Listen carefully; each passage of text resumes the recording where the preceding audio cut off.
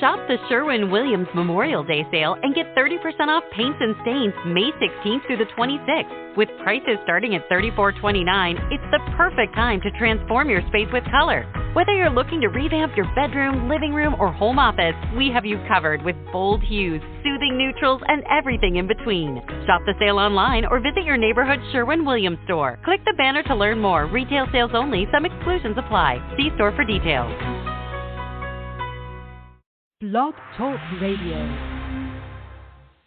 The following broadcast is brought to you by the iGolf Sports Network. The Women of Golf show is sponsored by the iGolf Sports Network and Golf Tips magazine. iGolf Sports is a live stream broadcast and media production company providing quality programming designed to attract the golfing enthusiast.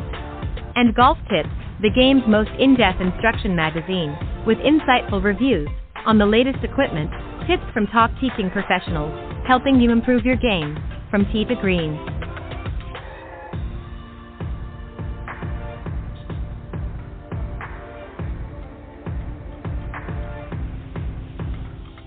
Good morning. Welcome to the Women of Golf, the #1 women's golf show around the world, with hosts Ted Odorico and Cindy Miller.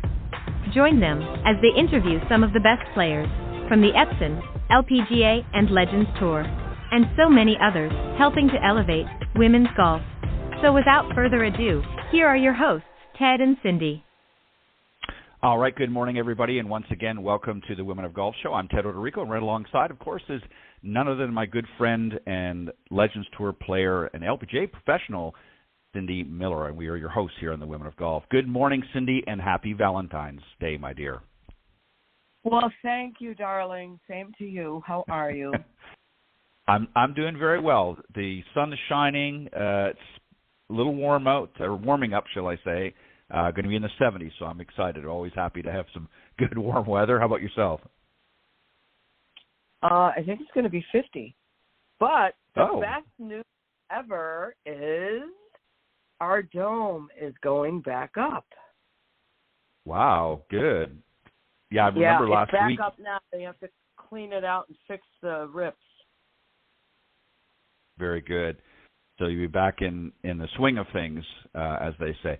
Yeah, and you were mentioning it last week. Of course, the storm had gone through and did some damage in the area, and obviously the dome was one of them. So you were sort of doing some makeshift runaround, if you will, to keep the Miller camps going, as it were. And so that's good. Any anticipated date when they think it's going to be up? Well, maybe even Saturday.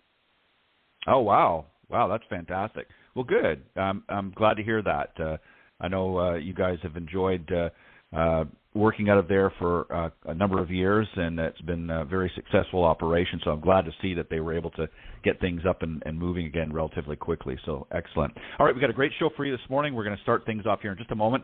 Another No BS zone, the first of the season, so I'm excited about that as well. And then a little bit later on, we're going to be joined by our very special guest. She's the CEO and founder of LOHLA Sports, LLC, Lisa O'Hurley. She's going to be joining us on the second half. We're going to talk to her about a number of things about what's new and exciting with her clothing line this season and her experience down at the PGA show, which just ended a couple of weeks ago. And, of course, yours truly and Cindy were down at the show this year checking things out and all kinds of interesting things going on. So we'll see what Lisa's take on the show was and how it went for her. But I'll remind everybody first that we are live every Tuesday mornings from 9 to 10 a.m. Eastern here on the blogtalkradio.com network. For some reason, if you can't tune in live, you can just go to blogtalkradio.com/Women of Golf and just scroll down to the on-demand section, and all of the previously aired episodes, including today, will be there shortly. And you can listen to them when it's convenient for you, or you can go really anywhere that podcasts are heard. We're on pretty much all of the main networks, including Spotify and iTunes, so check us out there.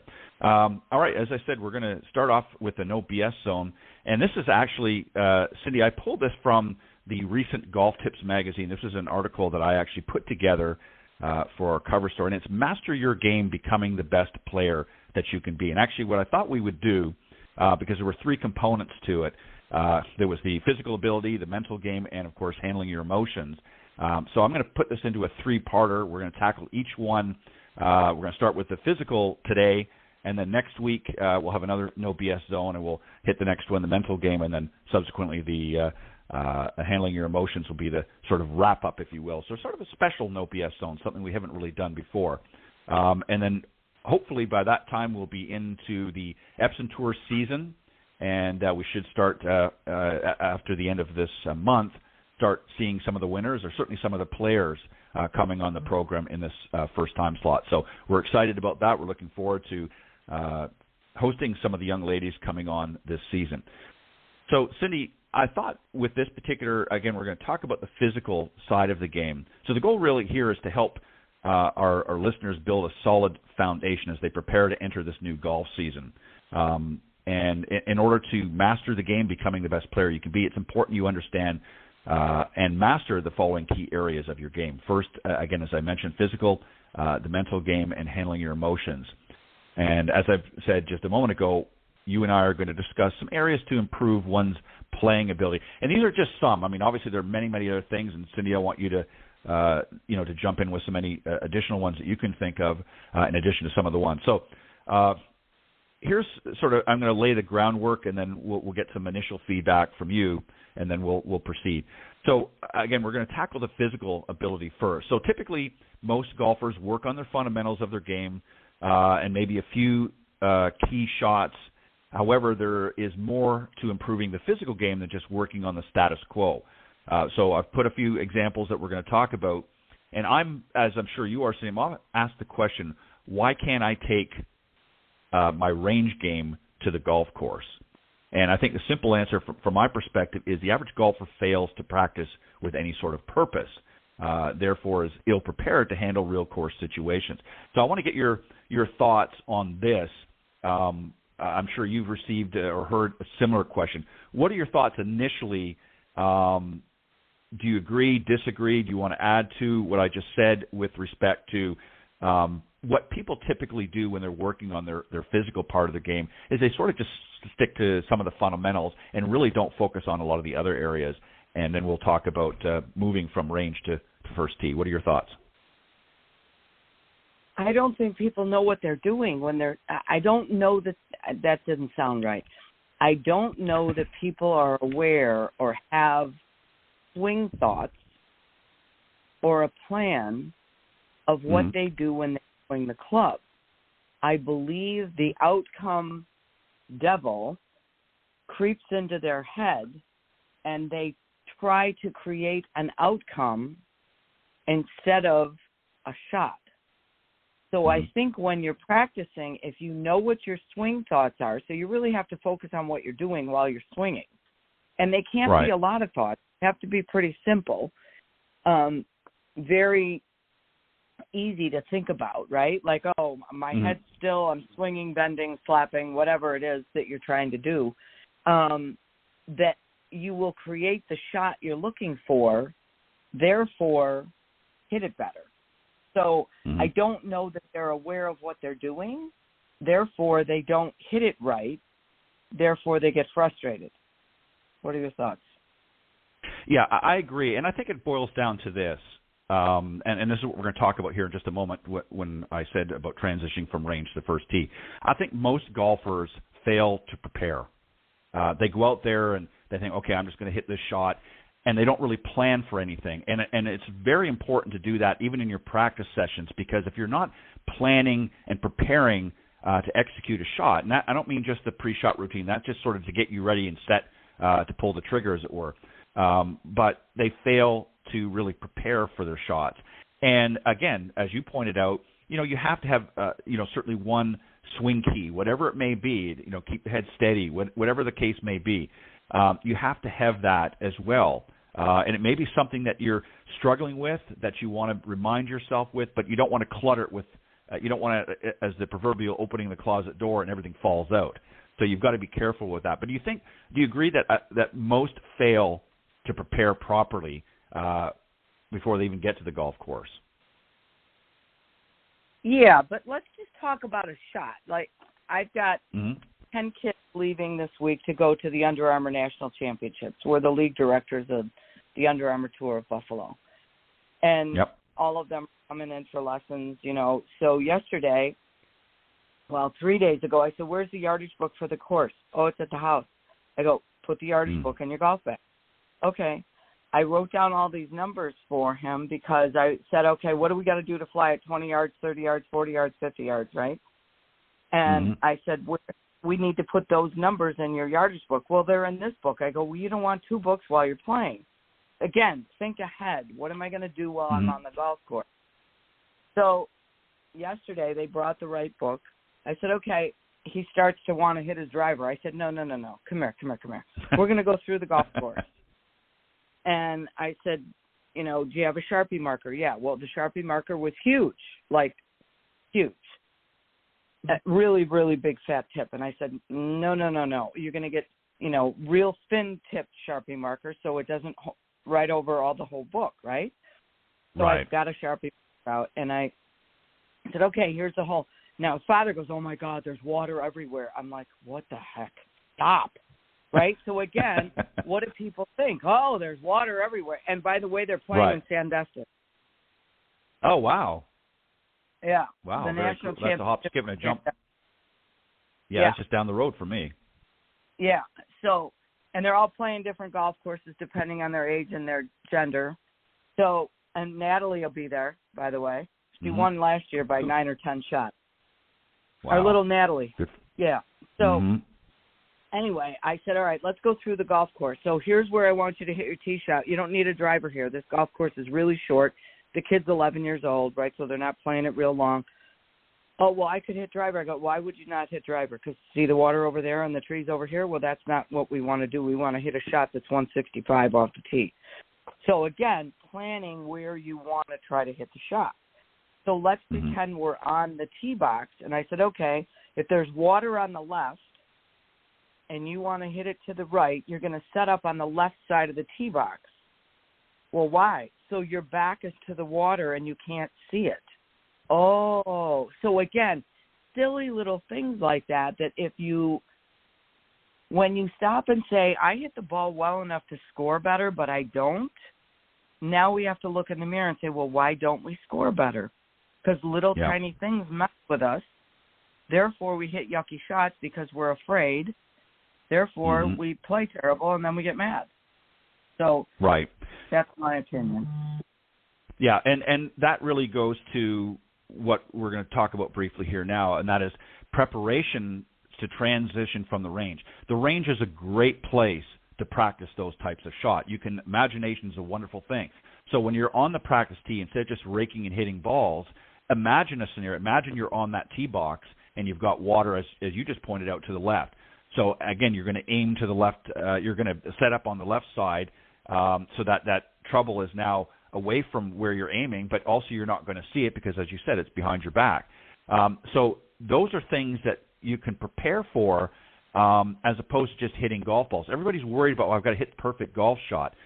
Certainly you want to make sure that you're hitting the shots well, but you also want to prepare for what actually is going to happen out in the golf course.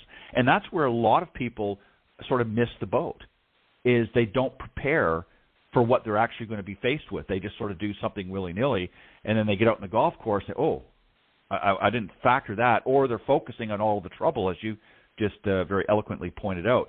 So I like to get people to sort of imagine that they're playing three different holes, a par 4, 5, and a par 3. And you can use a lot of the targets out there to help for alignment and so forth. And I always try to recommend people go to one side of the range or the other, if possible, so that they're not, sort of plunked in the middle. I mean, obviously, you've got to take whatever you can get. But so that way there's not as many distractions. They're kind of doing their own thing, and it opens up a better range of the range, if you will, as opposed to sort of being in the center. But I think that a lot of people don't do what you just pointed out, is they don't really prepare or plan to execute specific shots because they don't think about them. They just sort of do a very generic overview of everything, and it doesn't set them up for success.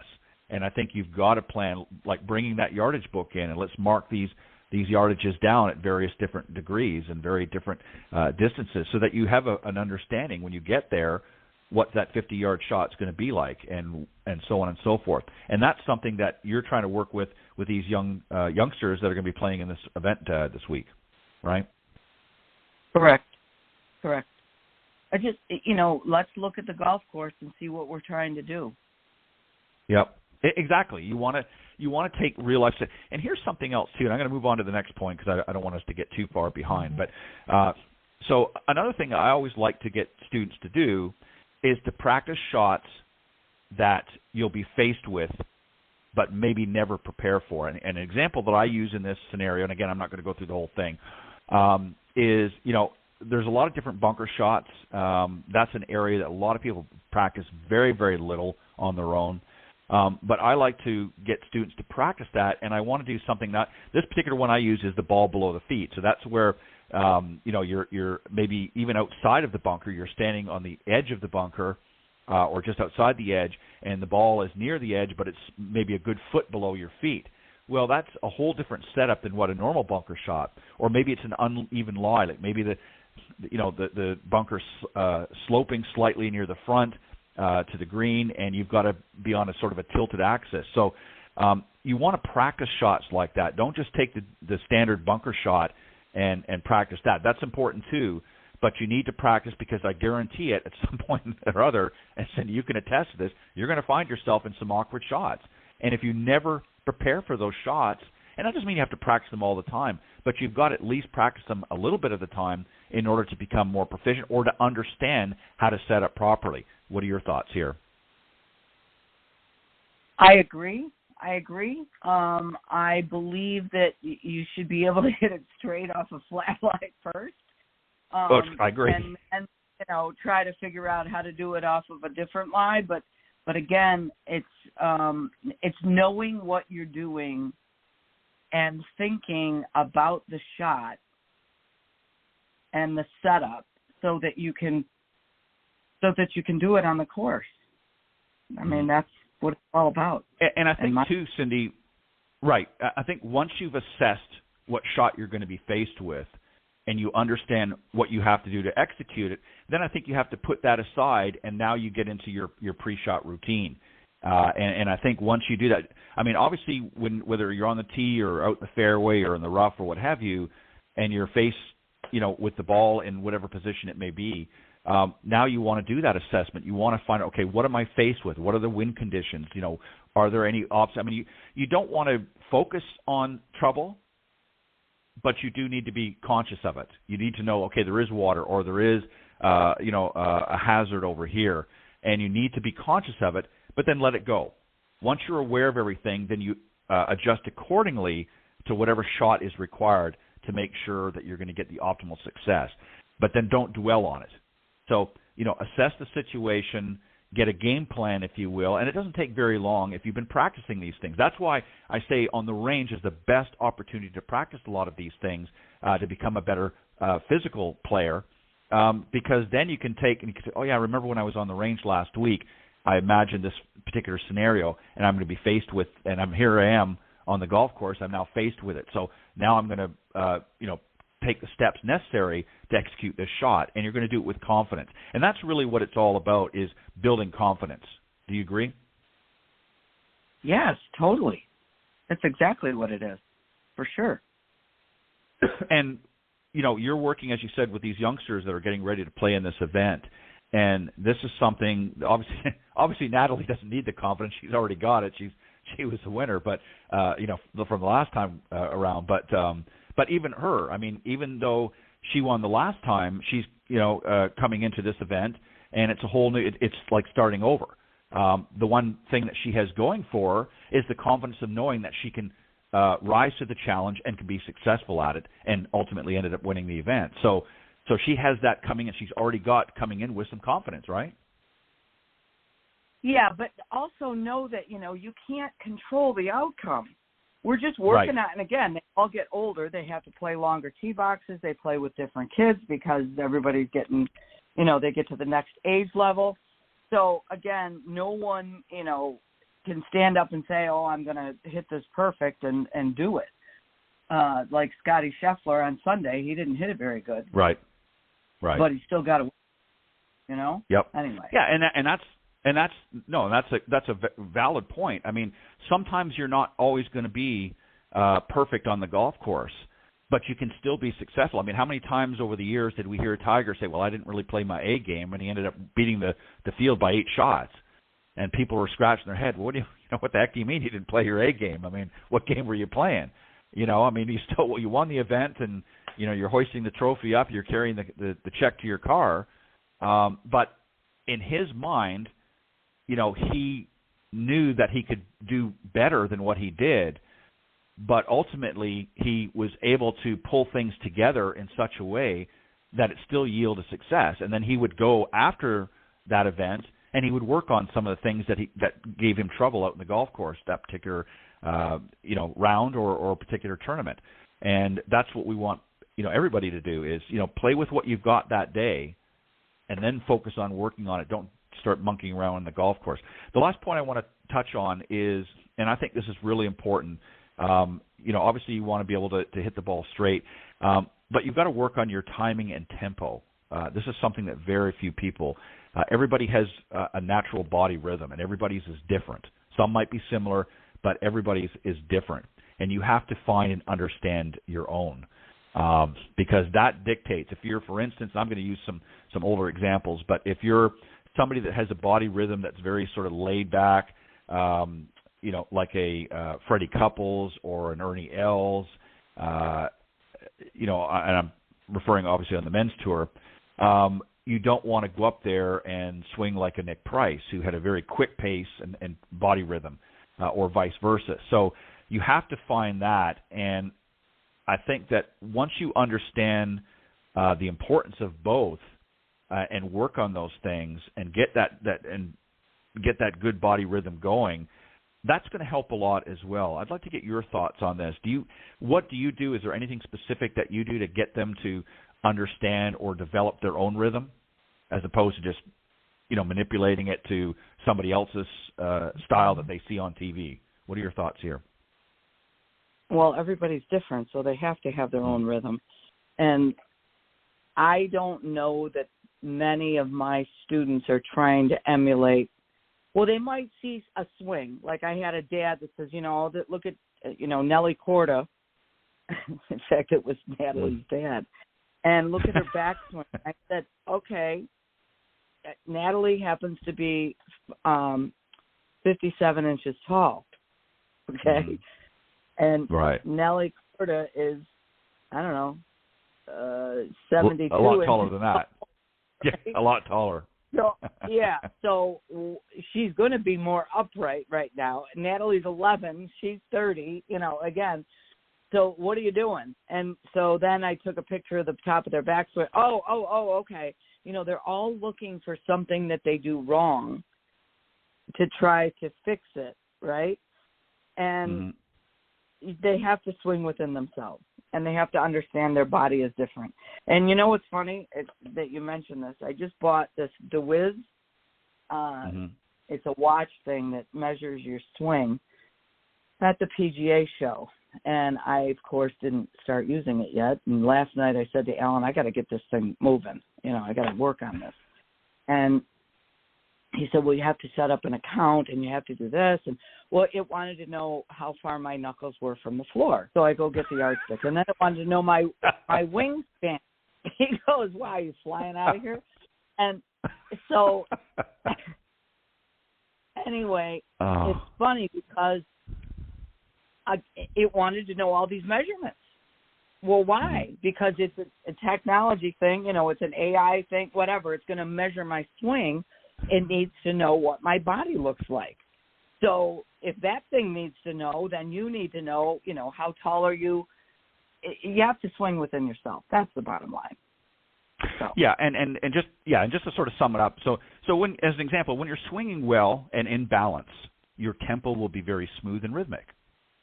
Tempo affects timing. So if you swing too slow, as I mentioned, or too fast, your timing will be thrown off if it's not your natural body rhythm. So the key is to find your own rhythm and not to copy. And that's what I was getting at, is don't try to copy someone else's. So it might look good, an Ernie Els or a Freddie Couples might look good, but maybe your body rhythm is a little bit quicker than theirs. So if you try to slow it down excessively in order to match their rhythm, it's going to throw you off. And you might think, well, if I'm slowing it down, I'm not swinging as fast. That's true. But if your body rhythm is not, And a really good way, it's so simple, is to think about how you walk. You know, some people walk very quickly. Some people have sort of long, strides and a long gait, if you will, when they walk, and very slow and methodical, kind of like a sloth. And I know it's a bit of an exaggeration, but to give you the point. And others might bounce around like a squirrel. They're very quick and jittery and whatnot. And there's nothing wrong with that, but that's how their body rhythm moves. So when you think about that, so people say, well, how do I find out? How do I discover my rhythm? Well, that's a way to do that, is to, just go out for a walk one day and just pay attention to how you walk. Don't force anything. Don't try to change. Just walk like you normally would. And if you're somebody that takes very short, quick steps, then you tend to have a more fast rhythm or body rhythm. If you're somebody, as I said, that walks a little bit slower, then obviously you have a slower rhythm, and that's what you want to work on, and you want to focus on that.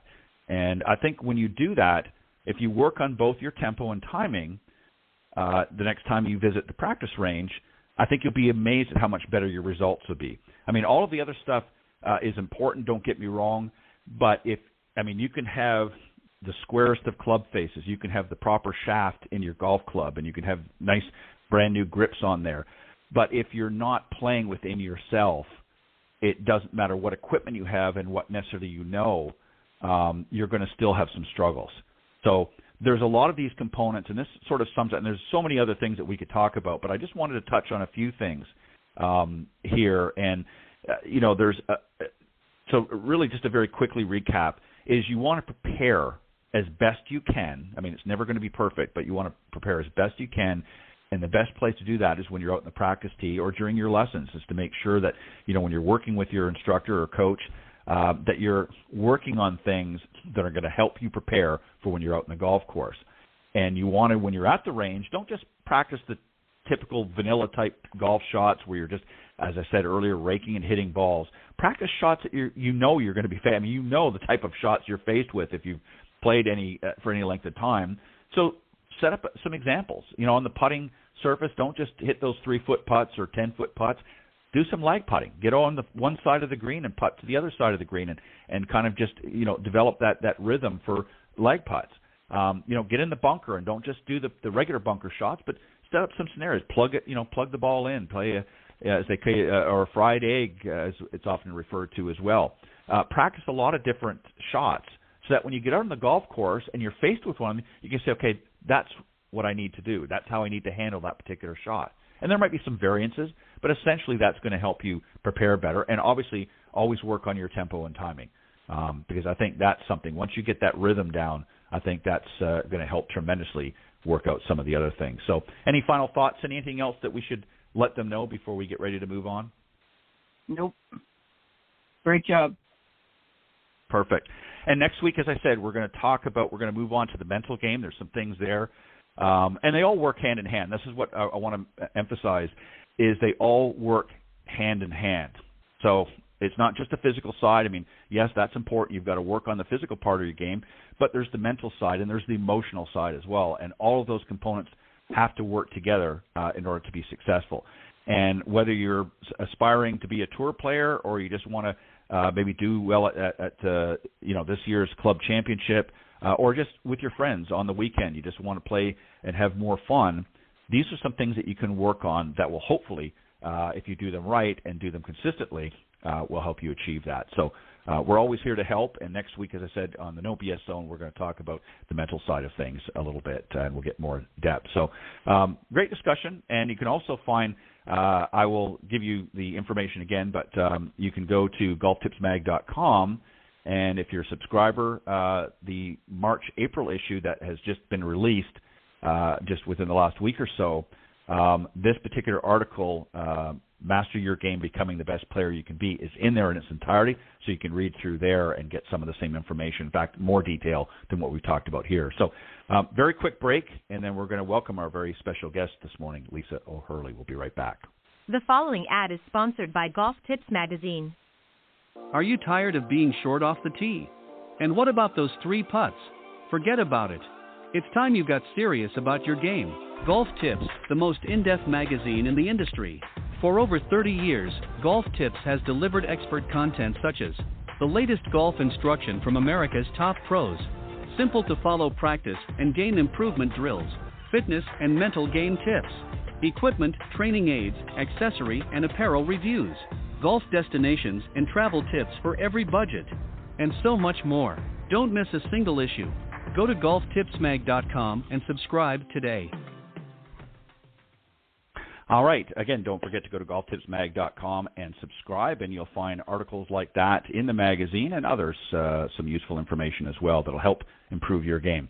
All right, Cindy, we're going to be joined once again by a special guest who was actually with us not last year but the year before. She came on and talked about a business that she had put together called LOHLA Sports LLC, and she's the founder and CEO. I'm talking about, of course, Lisa O'Hurley. She's a former Golf Channel and Golfino executive. She has a lifelong love for golf clothes and an impeccable sense of style. And she also played at Baylor University on the golf team, and is also married to actor John O'Hurley, who, of course, famously played Jay Peterman on Seinfeld, and also played the lead in Chicago on Broadway. So, Cindy, let's welcome our special guest this morning from LOHLA Sports, Lisa O'Hurley. Well, good morning, everybody. What an introduction. Short and sweet. I love it. I say. And happy Valentine's Day. Happy Valentine's Day to you as well. I think, Cindy, are you with us there or not? I didn't know if maybe you muted the mic. I did. I'm talking away, and no one can hear me. Happy Good morning, Valentine's Cindy. Day. Thank you for being here. It's very great to good. be here. I can't believe it's been 2 years. Yeah, I was looking at it. I think you were in, I want to say either June or July of 2021 is when you came on, and talked about your exciting line, and we're going to talk more about that. But I want to, if you don't mind, Cindy, I'm just going to start off real quick because I sort of mentioned in the intro about the PGA show. I know you were down there, and I got to be honest, I tried several times because I was down there. Of course, Cindy was down there as well. Several times to come up to your booth and say hello, but you were so busy I couldn't get within 10 feet, which is a good thing for you, but not so good for me wanting to say hello. But I tried several times, so I didn't want you to think, well, wait, why didn't you stop by the booth? I did. I tried several times. So nice. But anyways. Wasn't and it nice to see it was nice to see the PGA show back in full form or nearly full form. Certainly felt like right. it.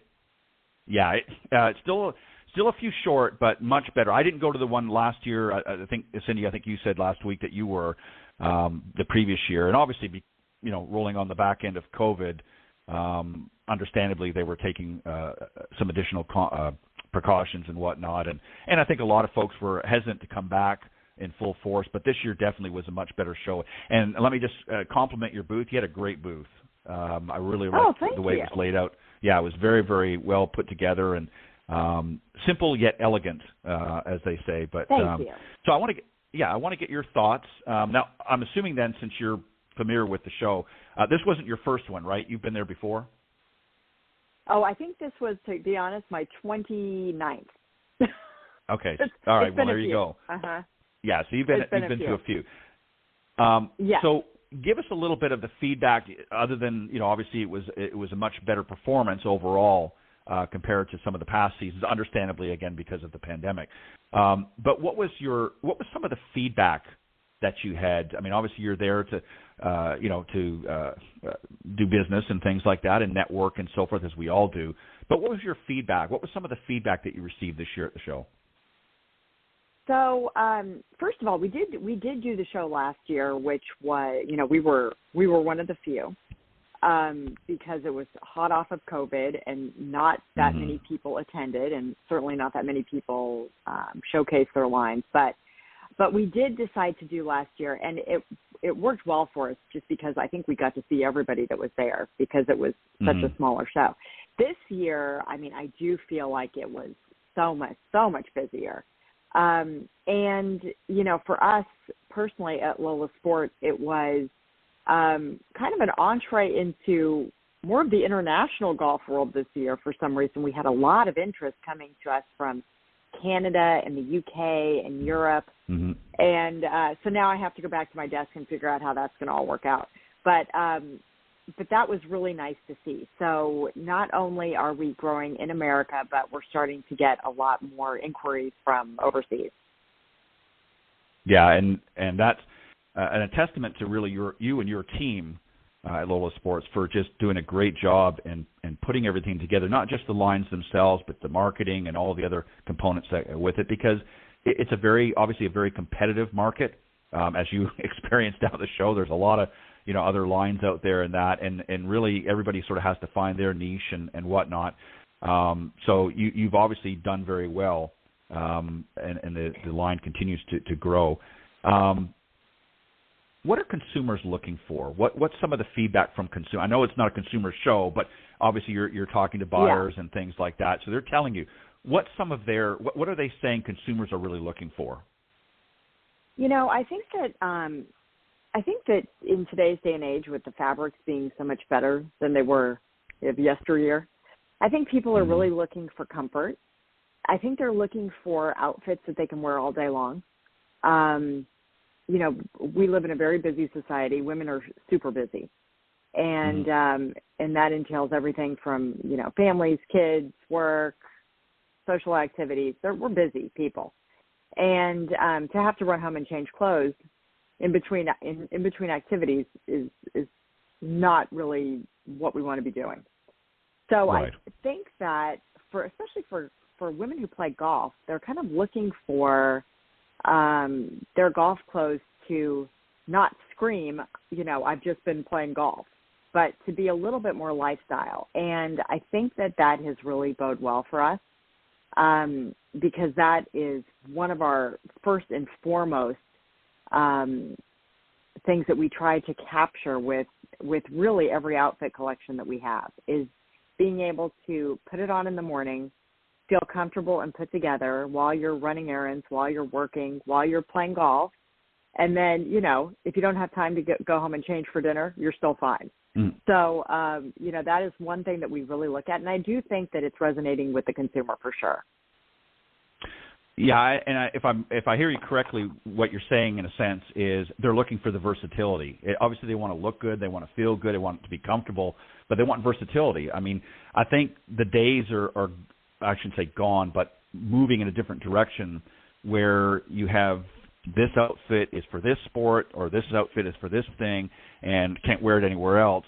People are looking for, particularly women, are looking for versatility in their clothes so that they can play golf and maybe throw a jacket on, and now suddenly they can go out to a dinner or a business meeting or whatever the case is. Is that what I'm hearing you say? Yep, completely agree. Completely agree. Perfect. I figured that's what you were going to. It's been, it's been fun to see even from the inside, some of our pieces that I would consider definitely more versatile, really taking off in the last couple of years. We make this. One of my favorite pieces that we make is called the Golf Fitness Pull-On Pant, and it's sort of like much elevated yoga pant. Let's just say it's a tad bit thicker. It's made from a really nice Italian stretch fabric. It's longer, so it goes all the way to your ankle. You don't see any mid-calf showing, and it also has a little high rise, so it's got some tummy tuck ability, which is nice.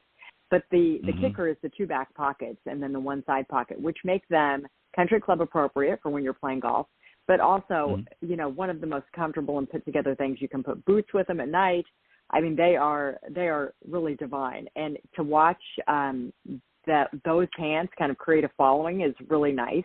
We're always being asked how many colors that they're coming in for this season. So it's something that we will continue with, and we'll probably even, make a few other pairs of pants that are similar, but kind of, that kind of go off of that one, so that then we have our own little sort of, golf leisure section going on that we've been cultivating. Right. And yeah, you again, going back to versatility, you want something that on one hand can make you feel very comfortable and casual, but at the same time can be dressed up very easily with just a few modifications or accessories added. Can make you, the talk of the town, so to speak. So I think it's important, and I know that in every walk of life, I think that people are looking for something different and a certain versatility. Yeah. Cindy, I'm going to do something I don't normally do much on the show, and I'm going to shut up. And Cindy, the floor is yours. Really? Yeah. I said it's Valentine's Day, so I'm giving you a gift. That's my Valentine's gift. Go ahead, Cindy. Okay, so I'm on the website.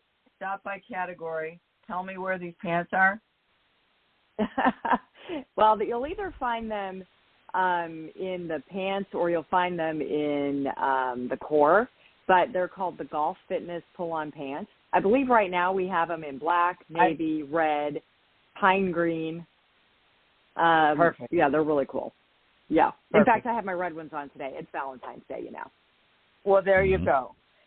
All right, my question is, how far ahead do you need to create the line before it's on the market to sell? Yeah, Cindy, it's shocking, actually. So right now we are doing designs for spring, summer 24. And we're almost done with those, believe it or not. So it's well in advance. One of the fun things, with this line is I'm starting, I have a designer who's wonderful. He, Paul Reese, who lives in London, and he was previously with Burberry and also with an English brand called Aquascutum, if you're familiar with that. But he, he kind of lets me in a little bit to his world, and in terms of, finding the color of the season and all of that, it's really cool because most of it comes from Paris. I mean, it's definitely predetermined. For whatever reason it is, but styles usually start there, colors start there, and then they filter into the rest of haute couture, and he makes sure that we know what they are so that we're playing off of that. So currently, in fact, our I was going to say our newest collection, although it doesn't hit the website for another 2 weeks, features the color of this season, which is this really pretty lilac. And so we've paired it with navy and white, and it's an outstanding color. And actually, for a purple, it looks good on several skin tones, which is really, really great. But that is the color of this season. And then for next season, it's sort of a hybrid of fuchsia color for fall. So there's a bright fall ahead. Let's just say that. But no, it's a good year in advance, if not a little bit more. So let me ask you this. So many lines, put it this way, do women, so customers, not country clubs, but end users, do they fall in love with your line because it fits perfect and you never change the way you create the style, or because they like the way it looks, or both? Well, I think it's more that they like the way it looks, because I will say, even though we have some styles that sort of stand the test of time, let's say the Berry Pants is our best seller, which is a 4-pocket, 4-way stretch, ankle-length golf pant that comes in every color under the sun possible. That is our best seller, and we do maintain the fit of that. But it's also we're a little fashiony, so we come out with a couple different skirts that might fit a little bit differently, or certainly might have a different appeal for different women or age groups. And some of our printed pants are they might have a little bit of a different cut or lay just because of the print. So we do try to maintain a little bit of fashion trendiness in the line as well. Even though we've got some pieces that, are the mainstays and will never change, which is, I never say never, but for the time being will never change because they still maintain their popularity. So, but all in all, Cindy, I like to think that any woman who walks into a golf shop and then changes her clothes and puts on a Lola Sport outfit has gotten an instant makeover. So I would say that it's the way they look. Awesome. And we also do this thing, Cindy, too, which is kind of fun. And I'm learning this in the design world, too. We first of all, I like bright colors. I don't like, I'm not a real pastel kind of person. So we maintain a lot of bright colors, but we also mix colors, and we keep them up high close to the face which is kind of nice because for a woman who may think, oh, I don't look good in red or I don't look good in navy blue or something, when those colors are combined with other colors, then typically they can suit many, many more people. So, for instance, we do some chevroning that keeps, bright colors close to the face, or we do, some different contrast on the epaulets or on the shoulders that, they just bring kind of visual interest up to where the face is. And it's really kind of cool to see how those can really like enliven your whole, your face and your outlook and your golf game, I'd like to think. When you look better, you play better. That's what I. Absolutely. It's different and classy looking. Thank you. And but the fabrics just feel amazing. They are very well sourced the world over, and they feel amazing. Awesome. Ted? What presents the most challenge for you with what you do? I mean, obviously you get some great feedback. Obviously having to come up with different designs and source materials and things like that. But I'm sure anybody in your side of the industry has challenges. What are some of the most difficult challenges that you've had to overcome doing this time that you've had the line? Ted, we talked, I guess, a couple of years ago, and that I used to be with the Golf Channel and with Golfino. Right. But I was not in a CEO role, and now I am. And that is every day I'm learning something about something. And I love it though, because every day is a challenge, and there's something always going on that I've got to fix or repair or make better, or for the great things we can all celebrate together. I mean, since I've talked to you too, we also have Annika Sorenstam now as our global ambassador. And yes. I mean, that was a massive win for us. And I pinch myself every day when I see her in LOHLA Sport clothing. And so, not only are we learning every day about, the nuances of running a business, but then we also get to celebrate together as a company, which is really great with some of the wonderful things that have happened to us over the last couple of years. Yeah, I think it's important. And congratulations for getting Annika, because I know that Annika is very selective. Pardon me, in what she does. So for her to come on board like that as an ambassador is certainly a great feather, as they say, in your cap. I want to ask you, absolutely, because I know in addition to your team, obviously you coordinate what you're going to do, what you think is going to be successful. Now you're working on, obviously, or getting ready to wrap up spring, summer for 2024 already, well in advance. But obviously you want to get an outside perspective outside of your inner circle, if you will. And I want to ask you just your thoughts from John's perspective. Of course, I'm talking about your husband. Obviously, he gets to see firsthand what goes on. What are some of his thoughts or his expressions that he's said to you? Obviously, I'm sure he's very proud of everything you've done. But with respect to the line, does he offer some input as well and say, hey, I really like that. I think the women are going to love it, blah, blah, blah, blah, or not so much? What's been some of his input? He does see the line in advance. As does our son, who's 16 years old, who's got a pretty good eye, I have to say, himself.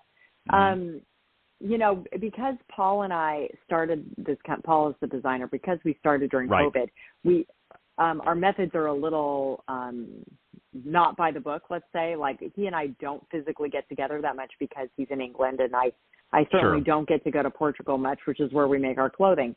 So we do a lot virtually, and part of that is a lot of pictures, and he'll send fabrics and stuff, and whenever he does, it's a family event, let me tell you. And John takes a look, and our son takes a look, and that's been really fun just to have their input. And certainly they have nixed a few things that I've gone ahead and gone forward with that maybe I shouldn't have. Maybe they were right, and vice versa. But I do value their opinion. And as I say, our most popular pant, called the Very Pant, that actually was a derivation of John's Seinfeld character, because one of our favorite episodes was when he talks about, it's the very pant I climbed the Himalayas in. So we always think of, I remember that. Around our house, we've always said that. We've always talked about, it's the very pants I wore to Paris, the very pants I broke 80 in. So now that is why our pant is called the Very Pant, because now I gear the marketing of that toward golf, where it's the very pant I broke 80 in, the very pant I won the club championship in.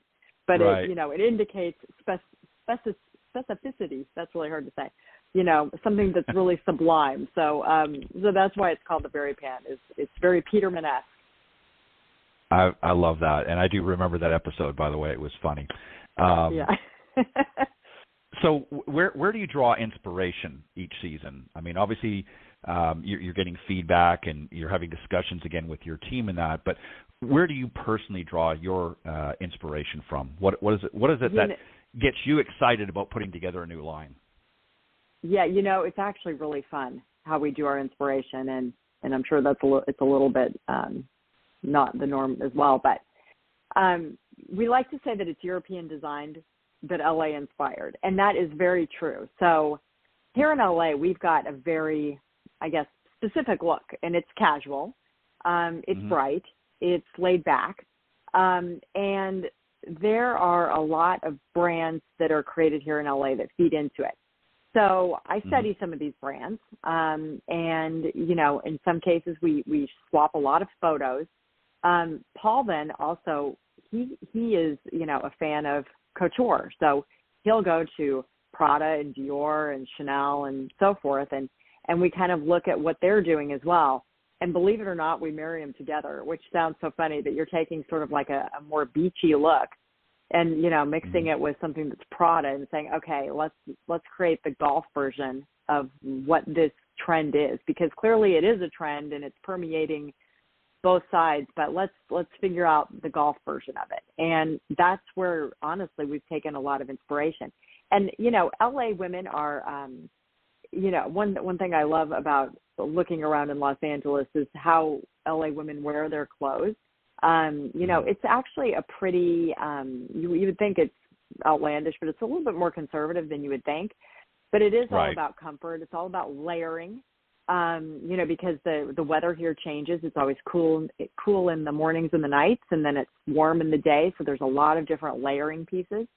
So we really do take a lot of inspiration out of things that are bought and sold here in Los Angeles, and then marry it with a much more formal and chic looks of couture. Yeah, and I guess I imagine it's a balancing act too, of trying to find enough of this and not too much of that, because again, you're not just, even though you probably have a somewhat of a target market that you go after, which is going to be my next question, is what is essentially your target market, and I'm referring to obviously age group demographics, but at the same time, you have to be mindful that we have a new generation or generations coming up, and theirs is going to be different than what you might perceive. So how do you handle that sort of diversity with what you're currently doing? How do you sort of factor in, okay, we've got other generations coming up that may have a different style outlook? Do you focus on one sort of demographic, if you will, or do you sort of say, okay, we might have to make some changes on this side over here because they're going to dress differently than what I do, let's say as an example? Sure. That makes sense. And there's a few, of course it does, and there's a few different things that play into that. So, first of all, you can't appease everybody. So there's no clothing brand that everybody in the world likes. It just doesn't work like that. And so I think it's best that we maintain sort of our look and our aesthetic, and we're trying to appease the woman who likes that aesthetic. And to be honest, that woman, from what we can tell, ranges in everywhere from preteen, which is why we make the double extra small size, to women who are in their 80s. So we really do run the gamut in terms of age range. But it's the consistency is in this specific woman who likes the look that we provide. I mean, it's a fresh, colorful, It's slim to the body without being tight, but, makes them look great on and off the course. And so that's kind of what we're feeding into. Now, that being said, even in that group, as you travel around the country, things change. So we try to spread out our collections based on which part of the country is buying at what time. So, for instance, even a woman who lives in New York in the summer and then goes to Florida in the winter, she will buy vastly different things, that same woman, when she's at her club in New York and when she's at her club in Florida. Right. When I go to Chicago, Chicago, they love a little bit more of a, I wouldn't say it's a simple look, but they like khaki. They like more simple colors. They like whites. They like navies. And so, we make sure that in our summer collections, which is when Chicago is stocking their shop, that we have some of those colors that appeal to them. So we do spread it out throughout our collections so that it appeals to when those clubs will be buying and stocking their merchandise and when those certain women might be in those areas. So that does take some thought and process in terms of how we organize the collections and the deliveries. But otherwise, I think that it's kind of, we're just kind of trying to go for this one woman who's got this very specific taste. And luckily, it's a lot of women who have that specific taste, which that's been great for us. Yeah. Yeah, that's very impressive to have a swath of that age group because that's not an easy thing to do. Because again, you're talking a generational change. I mean, what an 80-year-old woman might have as opposed to a 13-year-old girl is there. To be able to appeal to that wide of a range says as a testament again to your team, because that's not an easy task to do. Because again, no, it's not. You're talking. Right. Yeah. Go ahead. Well, I was going to say, and it's not to say that they may pick the exact same pieces, but within a collection, there's probably, things to appease that, the teenage girl who wants to look, more cute and fun to be with, as I say. By the way, that's a LOHLA sport term. And then, a woman who wants to look a little bit more sophisticated. So we try to appease both of those within one collection. Yes. Yeah, that's very impressive. Cindy, go ahead. I'm just totally impressed with how smart you are and how much planning has to go into all this. Stuff looks amazing. Thanks, Cindy. Stop by the booth because I am a retail therapy professional. Oh, excellent. Not even a hobby. It's become a profession. I love that, Cindy. Own it. Yeah, exactly. I love it. Well, of course. Thank you. And thank you for the compliments. I really appreciate them. And just to remind your listeners that we do sell online at LOHLAsport.com, and it's LOHLAsport.com. And then, we're sold at about 250 country clubs in the United States right now. And if your club doesn't have it, please ask them for it, because that's how we grow, which is great, is by, adding additional country clubs. We certainly want to support the PGA of America and all the PGA shops nationwide. So that's our first line of business. Anyway, I really appreciate the time, though, you guys. Thank you. Well, we're glad that you were able to join us, and especially on a special day, Valentine's Day. It's always good to have a fun and interesting show, and we appreciate you joining us. And again, that's LOHLAsport.com is the website. You definitely want to go and check it out for those tuning into the show. But Lisa, thank you very much for joining us. I hope you'll come back and join us again on a future show. We always appreciate having you, and much continued success. I think you've got a great line and a great business out there, and just keep doing the great things that you do, and hopefully you'll stop by again. Well, thank you so much. I'd love to. All right. Happy Valentine's Day again, and thank you again for joining us here on The Women of Golf. All right. That was Lisa O'Hurley from LOHLAsports.com, actually LOHLAsport.com. It is a very interesting line, though. Don't you agree, Cindy? Yeah. It's classy. I like it. Yeah, very. Yeah. Well, you'll have to reach out and get some free samples or something. But no, she's and like I said, just very, very busy. What was really interesting when I, as I said at the beginning, when I went down to the show, and literally I, went by several times, tried to stop in over the course of and I mean, it was just a constant flow of people there. And, obviously you don't want to just sort of barge into a conversation or interrupt and so forth. And I mean, she didn't have, I don't think, a moment's rest, which is good. I mean, for business, that's good. And again, that's a testament to the business, because there were some others that, that were there representing as well that didn't seem to have the same flow. So obviously she's got a winning formula there that's served her very well, and it's going to be interesting to see as this, as the different lines continue to grow. But on that note, we got to wrap it up. Happy Valentine's Day, everybody. Thank you for tuning into the Women of Golf. We hope you enjoyed it. We'll be back next week with another No BS Zone and another interview guest that will follow. We hope you join us. Thank you, everybody. Have a great day. Thank you always, Cindy, for being my partner in crime, and I hope you have a great rest of your day as we sign off the show. Thanks, everybody. Thanks, Cindy. Bye-bye.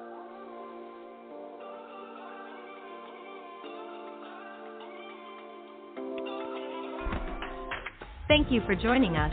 We hope you enjoyed listening to this week's Women of Golf show. Ted and Cindy wish to thank this week's special guests. Remember to join them every Tuesday from 9 to 10 a.m. Eastern here on the iGolf Sports Network, or on any of these social media platforms: iTunes, Stitcher, TuneIn, CastBox, TalkStream Live, and of course Spotify. To get updates on the show, you can follow the Women of Golf Facebook page at www.facebook.com/womenofgolf. This has been a production of the iGolf Sports Network.